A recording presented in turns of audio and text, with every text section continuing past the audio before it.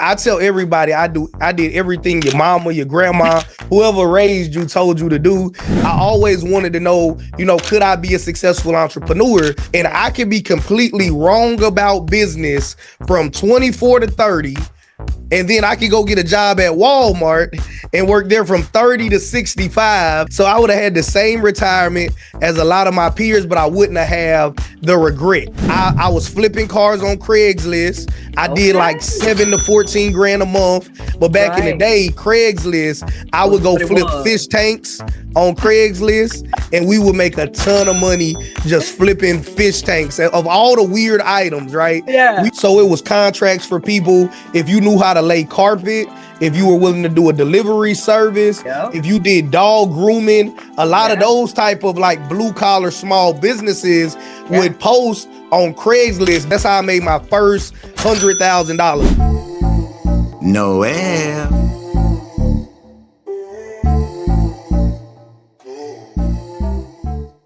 I am so excited to be here with you, JT Automations. I actually have been following you. You've been following me. So I'm so excited to be able to come here, have you on the show. Let me ask you some questions and give the audience all the value that you have. How are you doing today? I'm good. And thank you so much for having me on the channel.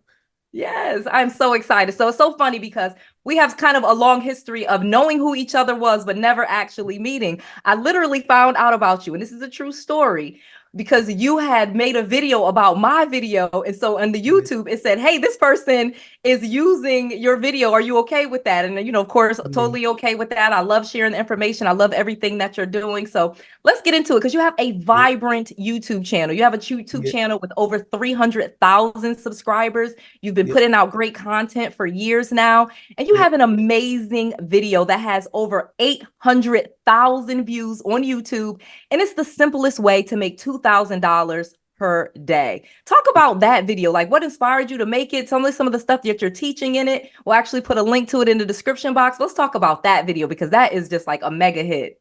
Oh, yeah. So I believe in like practical entrepreneurship.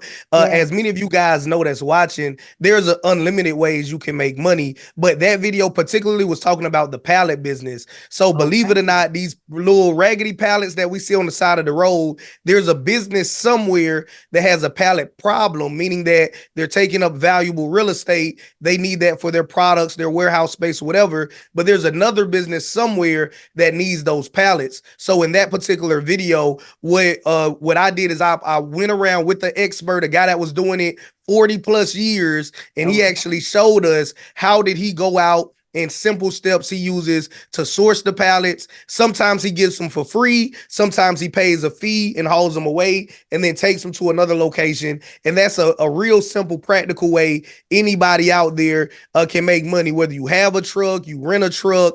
And that my whole channel, just for anybody that's new, is all about just practical, simple entrepreneurship, real ways that you can make money. And we tend to stick to a lot of the old school ways to make money. Now we're branching out more and doing the newer things. But I like tried and true ways to make money, which is why I did the reaction video to your video, like you mentioned earlier, because real estate is a big part of my retirement. So definitely love real estate, and shout out to all of y'all that are watching this content to gain real estate knowledge. Yes, I love it. And so that is amazing. And I want to just dive into that more. We're going to talk about the real estate in a second. My audience knows I love real estate, #1 way to wealth, but you are just such a great entrepreneur. Like you said, helping people have a business. And so your channel has just been, just a wealth of knowledge of different businesses, how to make money with different businesses. So let me go into a little bit more detail about this pallet business, because again, you enlightened me. I did not know about a pallet business. I didn't know about some of the other businesses. Again, you have another video out there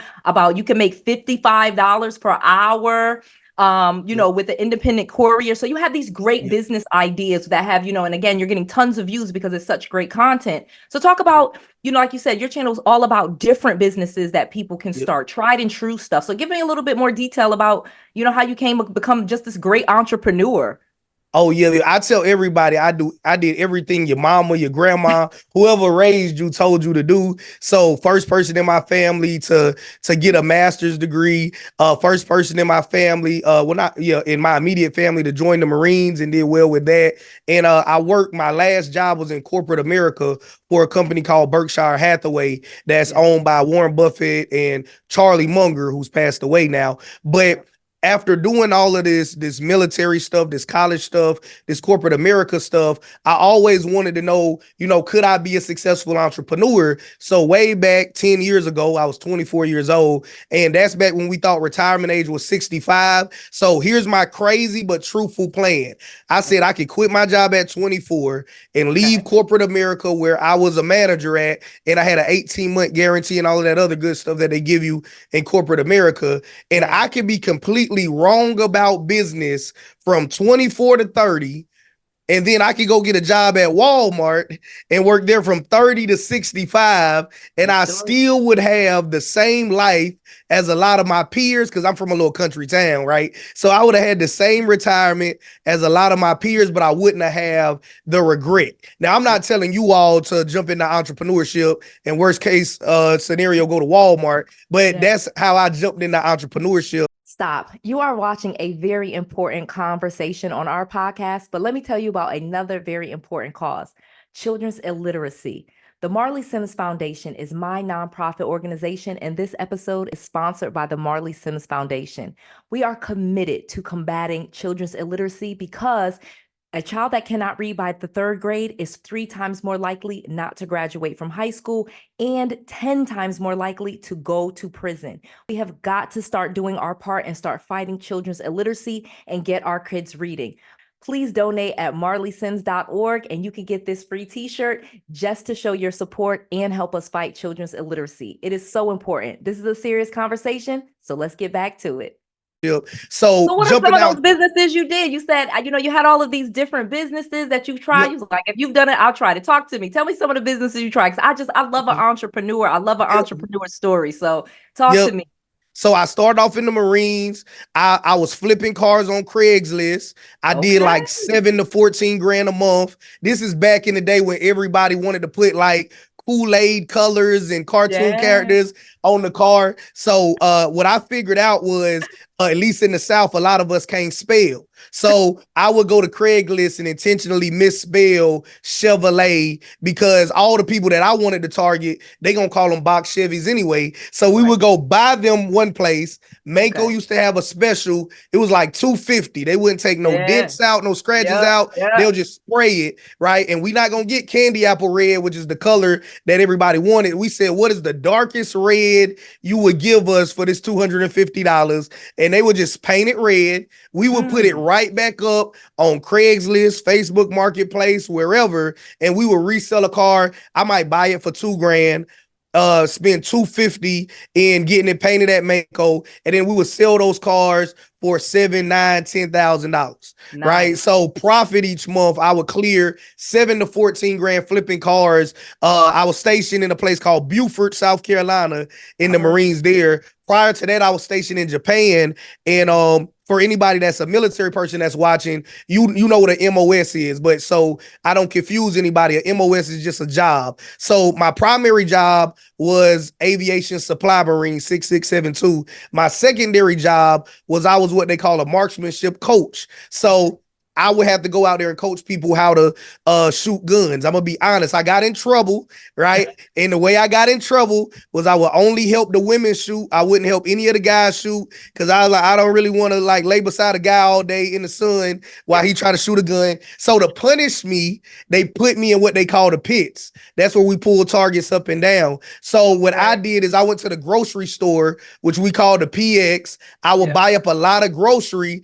and I would bring it to the pits with a hot plate. So anybody that's in the military knows what I'm talking about, but real quick for everybody else, pretty much if you go to the rifle range, that's a whole day, usually a whole week lost. Where half the day you shooting, half the day you pulling pits. Well, if you pulling pits, you stuck in the pits. There's a bathroom down there, and that's about it. And we had a little shed that we stored the targets in. So what I did was I turned that shed that we stored Targets in, and I turned that into a restaurant.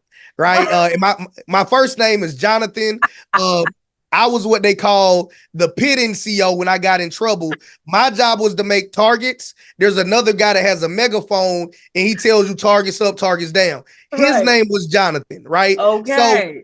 So the name of the restaurant, this was a ghetto restaurant. It was called Jonathan's and Jonathan's. So like he had the walkie-talkie and he would tell me, hey, look, we really need you to do some real work today. But other than doing real work, man, I made cheeseburgers, hot dogs, bologna sandwiches. We ran out of meat some days. We did cheese sandwiches. And I cleared, we would do like $800 to $1,000 cash a day. And I would give him half the money because he would look out for me. So we made, like, I can't tell you his name now because he's still in and he's actually an officer now. But like that was how I first got into entrepreneurship in the military. Then when I got out of the military, I went to college in a place called Charleston, South Carolina. Yeah. And I already knew Craigslist. I was out the military, so I couldn't do my restaurant play no more. And we would flip a lot of stuff on Craigslist. I know that sounds crazy now because everybody's thinking Amazon, eBay, Mercari. But back in the day, Craigslist,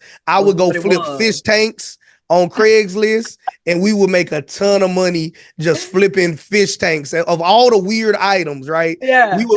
We would flip fish tanks. And what we found out is that I could get a discounted fish tank at like a mom and pop aquarium shop. And then I could just clean it up and I could resell it at retail to somebody else as well. It's already drilled and everything because it came out of a mom and pop aquarium. So we made money doing that as well. But then once I started getting into real business, because I didn't have an LLC when I was doing all of this, independent courier service.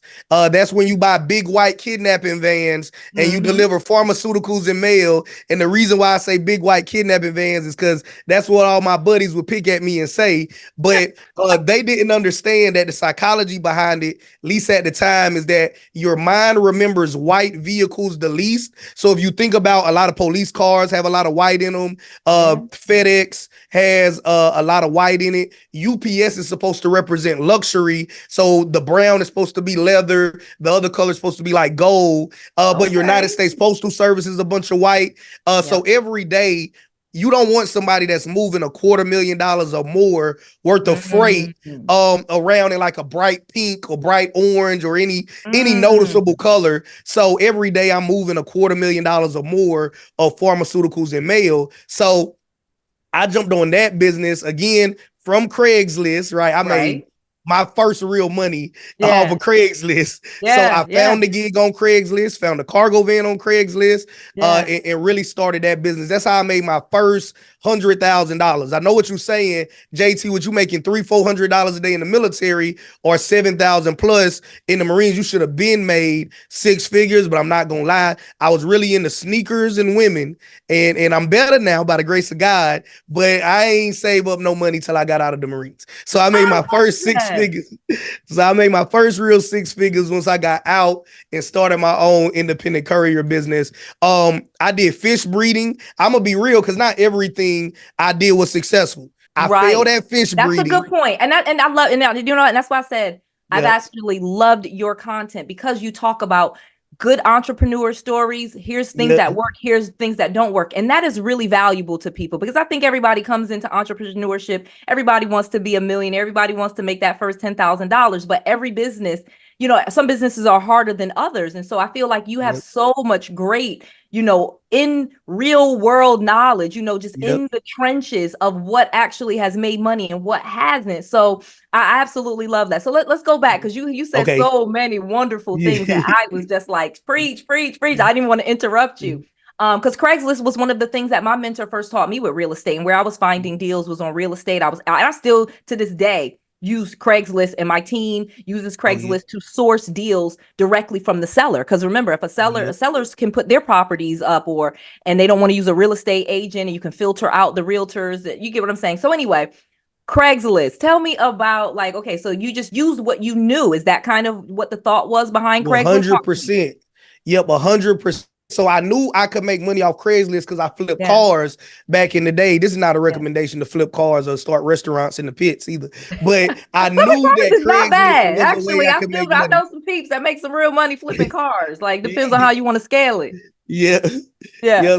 So I knew that, but they had a jobs tab on Mm, Craigslist. And yeah. one day I was like, man, let me just see what this is. And I thought it was just going to be like, 9-to-5 jobs. I didn't know they actually had contracts out there. So it was contracts for people if you knew how to lay carpet, if you were Mm-hmm. willing to do a delivery service, Yep. if you did dog grooming, a lot of Yeah. those type of like blue collar small businesses Yeah. would post on Craigslist. Back in the day, you could post on Craigslist for free. I think Yeah. now it's a little bit of a fee depending on what you Like listing. $5. Super Yeah. cheap. Yeah. Yep. So a It lot was of the free. little It's not free anymore. You're right. It's like $5, but it's still super cheap. Oh yeah. Still not bad for any Yeah. small business out there that's Right. looking for a place to find workers. So they would post a lot of gigs like that. So I clicked on it one day and I just saw that they had a delivery contract. That it said it paid between $500 and $1,400 a week. And I Mm. was like, man, that's good money. I was in grad school Yeah. in College Park, Maryland at this point. Uh Yeah. going to the University of Maryland. So I was like, man, this sounds easy. I love to drive naturally. I'm a Yeah. country boy. So I said, I'm gonna just give it a shot.